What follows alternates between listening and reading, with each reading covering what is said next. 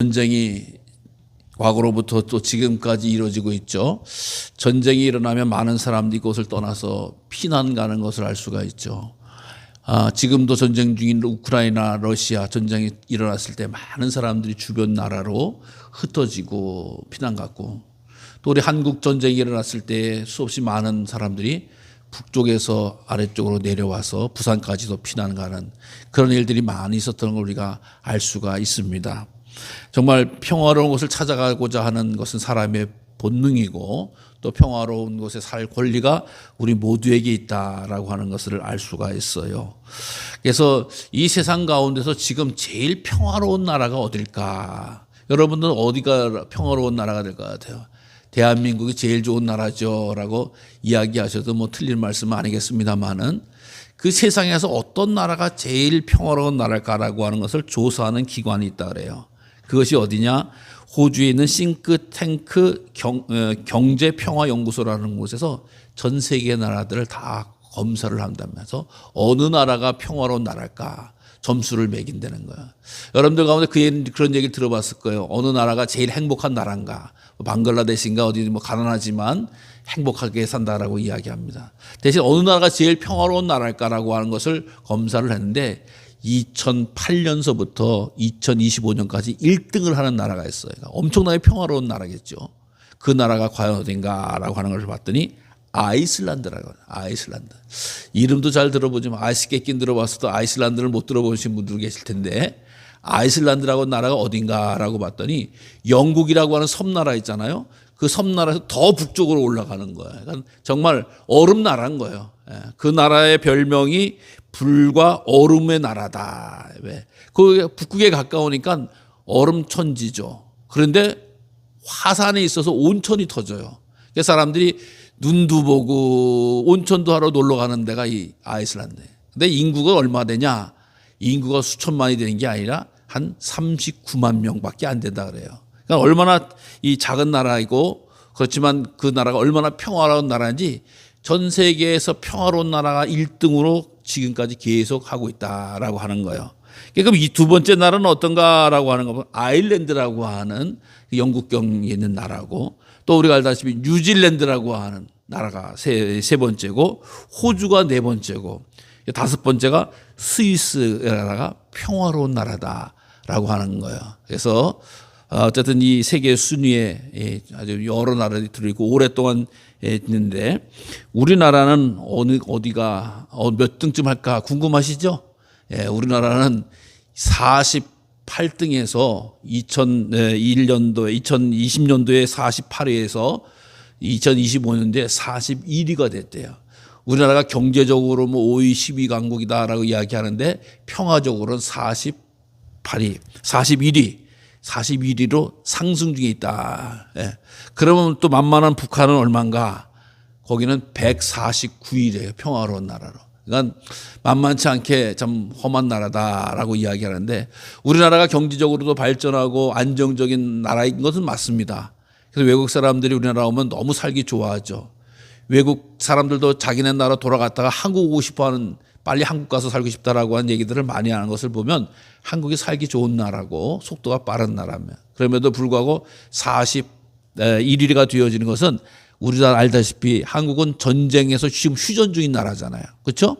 전쟁이 끝난 나라가 아니라 전쟁에서 휴전 중인 나라라서 이렇게 불안한 점수가 있어서 평화의 41위가 된다라고 하는 것이지만, 이 전쟁의 어려움만 다 제거가 되면 아마 우리나라는 금방 더 좋은 평화의 나라가 될 것입니다. 어쨌든 우리가 깨어서 기도할 때도 하나님 이 나라에 평화를 주시옵소서, 화목을 주시옵소서, 화평을 주시옵소서 라고 기도하듯이 정말 이렇게 기도하는 가운데 나라의 평화가 넘치는 그런 은혜가 있으시기를 바랍니다. 오늘 우리는 대림절기, 주님 오심을 기다리는 절기다라고 이야기해서 기다림의 초를 켜고 있습니다. 지난주에는 촛불 하나를 켰지요. 촛불 하나는 무슨 촛불입니까? 감사의 촛불입니다. 감사의 촛불. 한 해를 마감하면서 보내면서 다시 오실 주님을 생각하면서 감사하다. 한 해 동안 받은 은혜에 대해서 감사하고, 또 여러 가지 슬프고 화나고 불안하고 답답한 데 있었을지라도 그것을 견디고 내가 이 시간에 있다라고 하는 것 자체가 감사한 일이다라고 하는 거예요. 여러분 올 한 해를 어떻게 마무리 짓고 싶으세요? 감사함으로 지으시기를 바랍니다. 2025년도 화나는 전이야. 짜증나, 답답해 죽어서 우울해서 분노에 화가 맑게 하는 것이 아니라 하나님 그것이 있을지라도 예수님을 기다리면서 변하여 감사하시기를 바랍니다. 내 마음속에 내 영혼 속에 감사를 잘 키우셔서 하나님께서 25년도 잘 견디게 하시고 이기게 하시고 환난과 역경 가운데서도 승리하게 하신 것 감사합니다. 감사를 하면은 또 어떤 일이 벌어져요? 감사할 거리가 또 오는 거예요. 그렇기 때문에 이 주님 오시는 절기 감사의 촛불의 의미를 기억하면서 내 인생 누가 사는 거예요? 내가 사는 거예요. 감사함으로 답을 닫으시기를 바랍니다. 25년도 감사하다라.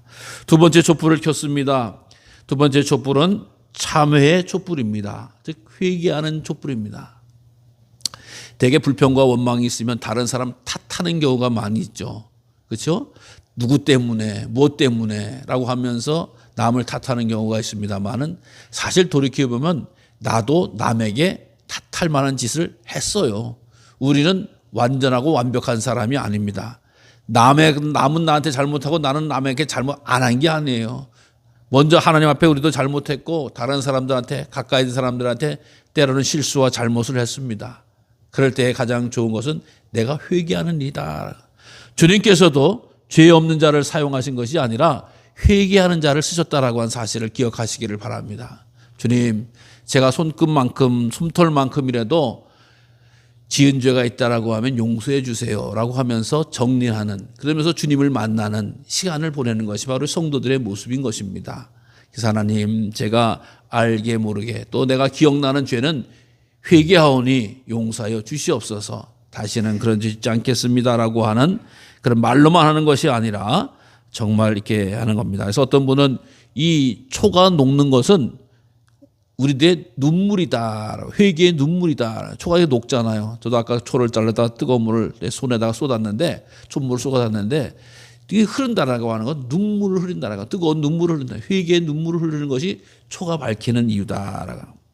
세 번째로는 평화의 촛불이다라고 이야기합니다. 이 세상은 누가 뭐래도 평화로워야 돼. 세계가 평화로워야 되고, 나라가 평화로워야 되고, 가정이 평화로워야 되고, 교회가 평화로워야 되고, 사회가 평화로워야 되고, 지역이 평화로워야 돼요. 같은 아파트가 평화로워야 되고 빌라가 평화로워야 되고 같은 동네가 평화로워야지 사는 것이 있지, 불안하고 답답하고 시끄럽고 하면 온전한 것이 아닙니다. 그래서 우리는 평화를 위해서 살아가는, 그래서 서로 양보하고 또 서로 선과 온유함으로 대하길 기뻐할 때 평화가 이루어지는 것처럼 내가 살아가는 나이가 환기되는 이 모든 가운데 참다운 평화가 이루어지길 소망합니다. 그러면서 네 번째로는 희망의 촛불을 켜는 거예요.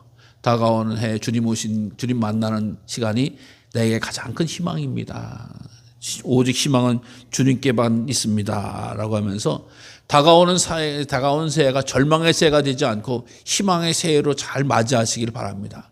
그저 또 하나 뭔가, 아이고, 내가 이제는 나이가 70에서 80이야, 80에서 90이야, 뭐 이렇게 하면서 절망으로 생각하지 말고, 그래도 내를 80에, 90에, 70에 뭐 살게 해주시는 은혜를 생각하면 감사하면서 올 한 해도 다가오는 새해에도 희망의 일을 기억하시면서 그리면서 보내시기를 바랍니다. 어차피 맞이할 새해 희망하면서 기다리시기를 바랍니다. 소망하면서 기다리시기를 바랍니다. 이게 믿음의 태도인 거예요. 이게 믿음의 태도인 거예요. 똑같이 세상 사람들과 절망 가운데 거하는 일이 아니라 믿음에 되어지는 건데, 우리가 이렇게 소망과 믿음을 가질 수 있었던 것은 바로 예수님에 대한 소망이기 때문에, 예수님에 대한 은혜이기 때문입니다. 여러분, 이사야가 활동하던 시대가 아주 암울하고 어려운 때, 나라가 절망스럽고 어려운 때예요. 흔들리는 때예요. 뺏기는 때예요. 전쟁이 일어난 때예요. 불안한 때였습니다. 그럼에도 불구하고 이사야서는 하나님께서 주신 은혜를 가지고 세상 사람들의 소망과 생명의 말씀을 증거하는 거 아니겠어요? 그 가운데서 세상의 메시지를 전하는 겁니다. 이새의 줄기에서 한 싹이 나고 그 뿔에서 한 가지가 나서 결실한다라고 하는 이야기예요. 예. 이게 무엇입니까? 싹이 나서 점점 가서 결실을, 열매를 맺는다. 여러분, 고추씨 같은 거 분양하고 또 무슨 씨알을 하나 심어가지고 싹이 튀어서 딱 되면 열매 내가지고 주렁주렁 맺게 돼야지 얼마나 감사한 일입니까? 출발은 연약한 데서 시작한다. 출발은. 예. 제가 언젠가도 말씀을 드렸습니다만은 커피를 이렇게 생두를 사서 먹다 보니까 생두를 가지고 한번 싹을 틔워서 커피 나무를 심어보자라고 욕심이 생겼어요. 그래가지고 물을 대가지고 적셔가지고 커피를 이렇게 생두를 이렇게 몇 개를 깨놓으니까 싹이 트는 거 한 보통 3, 4일 만인가 싹이 탁 트더라고요. 그래서 야, 이거 잘하면 나도 커피 나무를 한번 만들어 볼 수 있겠다라고 했더니 싹만 트더니 그 다음엔 곰팡이가 피어가지고 죽고. 그래서 제가 한 서너 번은 한번 튀어봤어요, 커피를. 그러니까 혹시 튀어볼 의향이 있으신 분은 제가 커피를 몇 알을 드릴 테니까 집에 가서 이렇게 싹을 튀어가서 뿌리를 내가지고 나무를 키워서 한번 갖고 와서 2개 키워서 하나 가지시고 하나 절 주시길 바랍니다. 예. 저는 도저히 못 키우겠어요. 그래서 지금 포기했어요. 포기했어. 그래서 그 커피 볶으면 커피가 까맣게 돼서 내려서 먹을 수 있지만 그냥 하얀 채로 심으니까 싹이 나더라는 거예요. 근데 키우질 못해요. 근데 얼마나 연약한지 알 수가 없죠. 조그만 핀셋으로 들다가 톡 하면 싹이 톡 부러지는 거예요. 참 싹은 연약하다라고 하는 거예요. 마찬가지예요. 우리 주님께서 싹으로 오셨다라고 하는 연약한 가운데 오셨다라고 하는 거잖아요. 예수님이 어떻게 오셨어요? 하늘의 권세와 능력과 보좌가 계시지만 예수님께서 오신 곳이 어제 유대 땅 베들레헴에 오셨단 말이죠.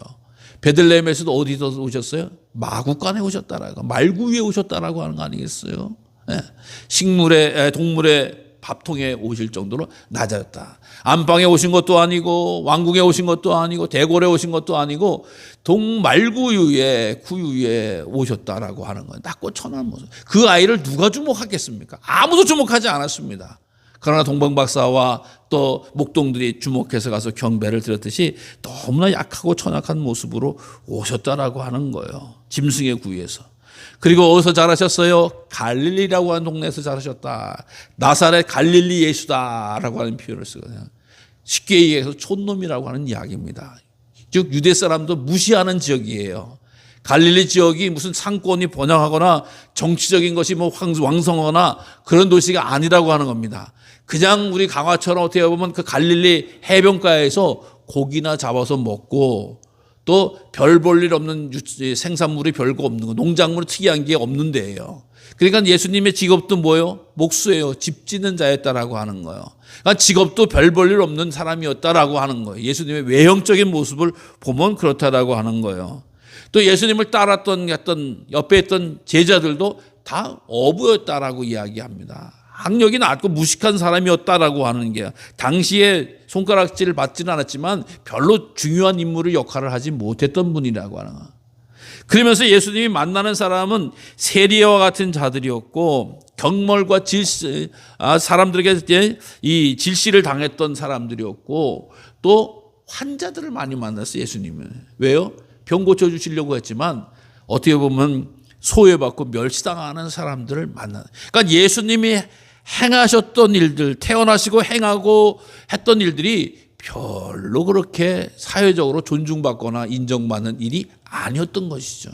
그러니까 마치 싹과 같이 아무것도 아닌 것 같았지만은 결국 그곳에서 역사함으로 말미암아 병자를 고치고 하나님의 말씀을 전파함으로 말미암아 정말 주님께서 하나님이시구나, 하나님의 아들이시구나 라고 하는 것을 알게 되어졌다고. 마침내 그분이 십자가에 달려 돌아가심으로 말미암아서 정말 별 볼 일 없는 저주받은 죽음이었구나 라고 하는데 그 십자가의 죽음이 우리를 구원하는구나, 십자가의 피 흘림이 우리를 구원하는구나, 우리 죄를 용서하시는구나 라고 하면서 마지막에 부활 승리하심으로 말미암아 만왕의 왕으로 등극하신 줄로 믿습니다. 그런데 이렇게 낮고 천한, 특별히 이세의 줄기였다라고 하는 이세라고 하는 사람 누구예요? 다윗의 아버지입니다. 별 볼 일 없는 이세 분도 베들레헴에서 목동중이었다라고 하는 거, 목자였다라고 하는 거예요. 즉 예루살렘의 동떨어진 곳에서 목조, 예루살렘 근거에서 목동하면서 양이나 키우면서 먹었던. 그러니까 이 육신의 것으로 보면은 별 볼 일 없는, 정말 자랑할 것도 없는, 관심과 주목을 받지 못하는 그곳의 가지에서 하나님께서 말씀하셨던, 약속했던 것이 가지가 나고 열매를 맺는 구세주를 보내주실 것이다 라고 하는 소망의 메시지를 이사야서는 전하고 있는 겁니다. 여러분, 어떤 순간이든 어떤 자리에 있든지 간에 주의 말씀을 귀 기울이시기를 바랍니다. 세상의 눈으로 보려고 하면은 별 볼 일 없어요. 아무것도 아니에요. 우린 잘못 보게 되어져 있습니다. 화려한 것에 미혹한 것에 쏠리게 되어져 있습니다. 그러나 하나님의 역사는요, 보이지 않는 곳에서 하나님의 시간표와 하나님의 능력을 가지고 감당하시고 운행하시는 줄로 믿으시길 바랍니다. 그래서 하나님, 제가 보는 것이 다가 아니고 주의 말씀이 온전한 것이고 참되는 것이고 영원한 것이고 승리하는 것이다라고 하는 걸, 응답되어지는 것이고 이루어질 것이라고 하는 사실을 꼭 기억하시기를 바랍니다.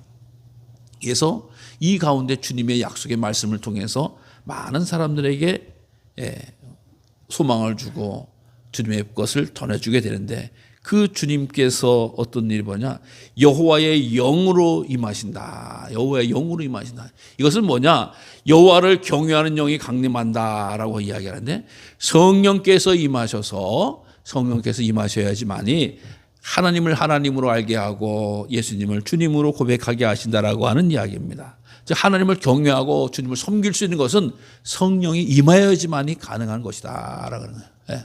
여러분, 우리가 주님을 나의 주님으로 고백하는 것, 나의 주님으로 찬송하는 것, 나의 주님으로 예배하는 것은 성령의 은혜인 줄로 믿습니다.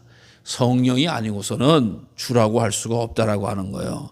그래서 성령이 보내실 때에 가르치고 말한 것을 생각나게 하신다라고 하는 것처럼 우리가 성령의 사람으로 성령의 인도하심을 받았기 때문에 예배할 수 있는 겁니다. 또 성령의 사람으로 하나님 앞에 헌신할 수 있는 거예요. 감사할 수 있는 것이다라고 하는 거예요. 여러분, 세상에요, 예수님을 아는 사람은 참 많잖아요. 예수님에 대해서 아는 것, 우리가 아는 지식량으로 보면은 우리보다 더 많은 사람이, 참 예수 안 믿는 사람 가운데서 더 많이 믿는 사람이 많아요. 특히 공산주의자들, 하나님은 없다라고 생각하는 사람들은요, 예수님을 몰라서 못 믿는 게 아니에요. 지식적으로는 엄청나게 알아요. 성경에 대해서 많이 알아요. 여러분, 그래서 역사적으로 보면 이 공산주의 운동을 하고 신 하나님은 없다라고 이야기했던 사람들이 교회를 전혀 모르는 사람들이 아니라 교회를 다녔던 사람들이에요. 반대하는 사람들이. 근데 어떻게 해요? 성령이 임하지 않으시니까 그게 마음에 믿어지질 않는 거예요. 알려지질 않는 거예요. 여러분, 예수를 아는 사람 중 가운데서도 저기 절에 다니는 사람도 많이 알고요, 다른 종교 다니는 사람도 예수를 아는 사람이 되게 많아요. 예수님을 아는 사람이. 근데 믿질 않아요. 왜요? 성령이 함께하지 않기 때문에 믿어지질 않는 거예요. 하나님의 말씀이 믿어지지 않는 거예요. 예수님에 관한 일들이 믿어지지 않는 거예요. 그러나 우리는 믿음을 가지고 있고 성령 여호와 하나님께서 함께하시기 때문에 믿어지는 은혜를 누리는 사람들이다라고 하는 거예요. 그러니까 예수님이 그렇게 연약한 가지 가운데서 오셔서 행하셨던 모든 일, 제가 아까 말씀드렸던 모든 일이 믿어지는 것은 성령의 역사다라고 하는 거예요. 하나님이 보내신 성령의 역사다라고 하는 거예요. 그러니까 그 성령의 역사가 어떤 일이 벌어지느냐, 다시 오실 주님께서는 어떤 일이 벌어지냐, 바로 공의로운 자로 오신다라고 하는 거예요. 공의라고 하는 말은 재판에 관한 이야기입니다. 재판에. 여러분, 돈 쓰는 가운데 제일 아까운 게 뭐예요? 밥 먹을 때 쏘는 돈도 아깝기도 하고 기름 떼는 데 넣는 돈도 아깝기도 하지만 운전하시는 분은 딱지가 날라왔을 때 아까워요. 예? 과속으로 했다고 3만 원 얼마, 4만 얼마, 또 신호 위반했다고 얼마, 카메라 찍혔다고 또 10몇만 원 얼마, 날라오면은 어머 할렐루야 날라오셨네라고 영접하는 사람이 어디 있어요? 이거 완전히 생돈이 날아가는 거예요. 다만 몇만 원이라도. 그렇죠? 또 얼마나 안타까워요. 얼마나 아까워요. 여러분, 그러나 그거는 재판에 비하면 아무것도 아닙니다. 내 억울한 일을 똑바로 펼치기 위해서 재판에 들어가면 얼마를 써야 돼요? 수백만 원에서 수천만 원까지 써야 되는 거예요. 예? 또 스트레스가 얼마나 많이 받는지 알 수가 없어요. 왜? 이길지 질지 아무도 몰라. 예? 그러면서 아주 힘써서 재판을 하고 났는데도 마음에 안 드는 경우가 얼마나 많은지 알 수가 없어요. 예? 이게 오늘날 우리나라에서뿐만 아니라 전 세계적으로 시대적으로 요즘뿐만 아니라 성경 이전에, 그래서 성경에도 뇌물을 받고 재판을 굽게 하지 말라. 그러니까 이게 무슨 얘기예요? 뇌물 받고 재판을 잘못하는 일이 있었다는 거예요. 인간이 하면은 그 일을 한다는 거예요. 여러분, 우리나라의 지금 재판에 대해서 모든 사람이 그건 참 바른 판결이다, 바른 거다라고 조사를 사건별로 하면은 사람들이 이렇게 나옵니까? 실질적으로 안 나오잖아요. 왜 저런 결과가 나오는지 이해를 못하는 재판들이 많이 있잖아요. 그런 일을 우리가 당했을 때 얼마나 많은 돈을 쓰고 얼마나 억울합니까? 얼마나 억장이 무너집니까? 여러분, 재판을 하고 나서 그 재판 결과를 가지고 그걸 보는 입장에서 그 재판 결과에 불복하고 화가 나서 더 큰 사고를 치는 사람들이 우리나라도 의외로 많이 있지 않습니까? 왜? 재판이 이게 안 되나요? 왜? 돈 좋은 재판, 무슨 전관예우 재판, 비싼 재판, 변호사 가지고 이렇게 했기 때문에 재판이 왜곡됐다라고 하는 사실을 우리는 엄정히 압니다. 알게 돼요. 얼마나 억울해요. 얼마나 안타까워요. 얼마나 화가 나요. 비싼 돈 들여서 했는데도. 근데 이 일이 현실이 일이 우리나라만 있는 게 아니고 현재만 있는 게 아니고 과거에부터 계속 사람이 하는 일 가운데 있었다는 거예요. 그러니까 사람은 본래 악하다는 거예요. 연약했다라고 하는 거예요. 잘못했다는 거예요. 근데 주님께서 오시면 가장 공정한 재판을 하신다라고 하는 공정한 재판. 여러분, 주님께서 유달리 다시 오실 주님에 대해서는 이 재판에 관한 왕으로 공정한 공의의 하나님으로 말씀하죠. 공의의 주님으로 말하는 거예요. 그러니까 이 세상에 사람이 하나는 다 왜곡되고 부족하고 엉뚱한 일을 저지를 때도 주님께서 오시면 그 억울함과 안타까움과 하소연과 눈물을 다 씻어주는 결과를 우리에게 주신다라고 하는 거 아니겠습니까? 여러분, 주님께서 그럼 재판할 때 뭐 하는 거예요? 주님께서 재판으로 오시면 우리들의 영혼을 책임지시는 거 아니에요. 천국으로 갈 건가? 지옥으로 갈 건가? 이제 천국으로 갔는데 천국 갔더니 난 지옥 가야 되는데 사실상 어떻게 재수 좋아가지고 변호사 잘 써가지고 내가 지금 천국 왔어. 이런 소리가 나올 게 있습니까? 나 억울하게 나 지옥 왔습니다라고 하는 소리가 있어요. 엄중하고 공의로운 재판을 하시는 주님이시라고 하는 거야. 여러분, 그래서 지금 세상에서는 억울할 수도 있어요. 답답할 수도 있어요. 불편할 수도 있어요.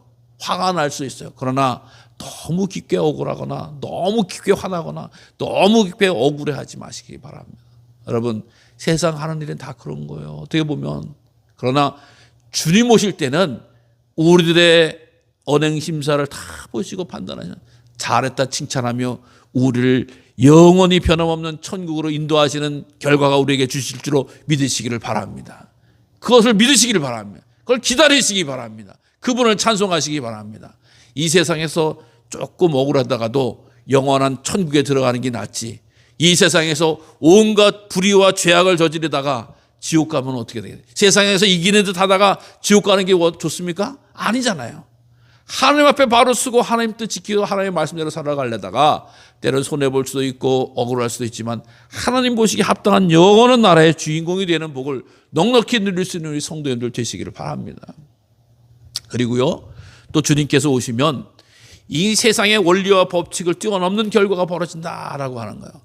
오늘 보면은 짐승의 것도 많이 나오잖아요. 이리와 어린 양, 표범과 염소, 송아지와 어린 사자, 또 어린아이와 독사, 막 같이 지나는 장면이에요. 여러분, 이게 있을 수 있습니까? 아니잖아요. 왜요? 잡아 먹어야지 이 짐승이 사는 거 아니에요. 육식동물은 채식동물을 잡아 먹어야지 사는 거 아니에요. 예. 이게 즉 적자생존 약육강식식으로 먹고 못 피고 살고 죽이고 이 관계가 세상에서 이 법칙이란 말이에요. 그러니까 늘 말씀을 드리면 이게 얼마나 잡혀먹는 쪽에서 얼마나 괴롭습니까? 제가 지난주 수요일에도 말씀을 드렸잖아요. 이 잠에 대해서 이해할 때 이 초식동물들은 잠을 깊게 못 자요. 왜요? 누가 나를 와서 잡아먹을지 모른단 말이죠. 어디 깊게 다리를 뻗고 잡니까? 그냥 어느새 만수가 와서 천적이 와서 잡아먹는. 그러니까 늘 이 죽음에 대한 두려움과 불안의 염려를 떨고 있는 게 이 세상의 원리고 법칙이다라고 하는 거예요. 그런데 주님이 오시면, 주의 뜻이 임하면 어떻게 해요? 함께 평화로운, 누가 죽고 죽이고 살리고 죽는 게 아니라고 하는 거예요. 성경은 그에 대한 법원을 이야기해 주고 있죠. 어디에? 에덴 동산을 통해서입니다. 에덴 동산을 통해서 하나님 만들어진 그 정말 기쁨의 동산이다. 기쁨의 동산이다. 기쁨의 집이다라고 하는 게 에덴 아니겠어요? 기쁨이 사람만 기쁜 게 아니에요. 그 안에 있는 짐승도 기쁘고 뱀도 기쁘고 이리도 기쁘고 사자도 기쁘고 양도 기쁘고 염소 기쁘고 모두가 기쁜 동산이 바로 에덴 동산이에요. 함께 공존하는 곳입니다. 또 함께 공존했던 데가 있죠. 어디예요? 노아의 방주입니다. 노아의 방주에 있을 때 어떤 짐승이 들어와서 난 거기 들어가면 뱀이 있어서 싫어요. 난 거기 가 있으면 사자가 있어서 싫어요. 거부했습니까? 다 들어가서 구원의 방주에 올랐다라고 하는, 그러면서 함께 있었다라고 하는 거예요. 그러니까 즉 하나님의 뜻과 하나님의 말씀을 통해서 진정한 평화를 이루어지는 그것을 누리게 되어진다라고 하는 거예요. 여러분, 우리 주님은 이 평화를 만드시는 분이고 평화의 능력자가 되시는 그런 구세주가 되시는 줄로 믿으시기를 바랍니다.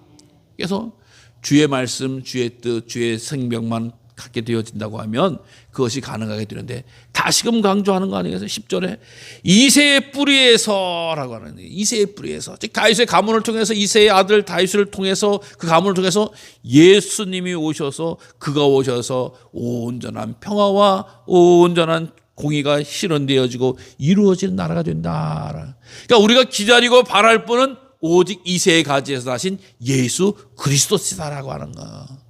예수님을 만나야지 평안합니다. 예수님을 만나야지 공의로운 재판과 공의로운 인정함을 받고 담대해질 수 있다라고 하는 거예요. 세상에 줄 수 없는, 세상의 불완전한 것, 온전히 예수 안에서 소망과 생명으로 누리게 된다는 사실을 꼭 기억하시고, 이 주님의 정말 바쁘고 힘들고 춥고 불편한 일도 많을 줄 압니다만은 기다리시는 예수, 다시 오시는 예수, 오시는 예수님을 마음 한켠에 잘 모시기 바랍니다. 마음 중심에 잘 모시기 바랍니다. 그래서 추위가 있을지라도, 분주함이 있을지라도 흐트러짐 없이 예수님의 은혜로 풍성한 그런 절기와 또 연말 연시가 되시기를 간절히 주님의 이름으로 축원합니다. 기도하겠습니다.